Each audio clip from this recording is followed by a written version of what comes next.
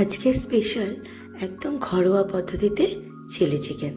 চলো দেখে নিই। Happy new year everyone, welcome to my another new blog. So আজকে হচ্ছে নিউ ইয়ার। সবার সারাটা বছর আশা করি খুব ভালো কাটুক, সবাই সুস্থ থাকুন, ভালো থাকুন, স্বপ্নগুলো সবার পূরণ হোক। সো দেখি এখন একটা কিছু বানাবো, দেখা যাক কী বানাই। দেখো চিকেনটা কিন্তু নর্মাল কাট, এটা কিন্তু চিলি চিকেন কাট না। তো বাড়িতে যেরকম আমরা চিকেন নিয়ে আসি একদম ওরকম লেগ পিসের পোর্শনগুলো আমি নিয়ে নিয়েছি, কারণ এই পিসগুলোতে একটু নরম হয় আর খেতেও খুব সুস্বাদু হয়।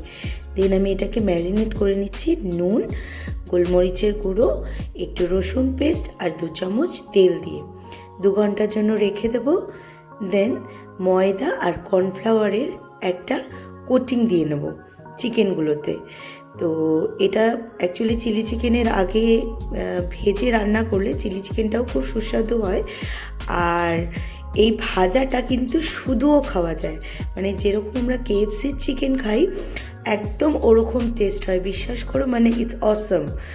তো দেন আমি তেলের মধ্যে একটু রসুন কুচি বা রসুন থেতো বা রসুন বাটা যেটাই থাকুক না কেন সেটা দিয়ে নেব।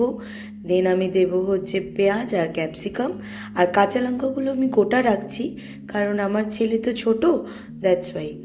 তো তার মধ্যে আমি দিয়ে দিলাম একটু soya sauce, tomato sauce, chilli sauce আর একটু ভিনিগার। টেস্টটা ব্যালেন্স করার জন্য একটু নুন আর চিনি, ব্যাস। দেন এটার মধ্যে আমি এখন দিয়ে দিলাম একটু কর্নফ্লাওয়ার গোলা জল। দেন একটু ফ্রাই করে নিয়ে আমি চিকেনগুলো অ্যাড করলাম, ব্যাস রেডি।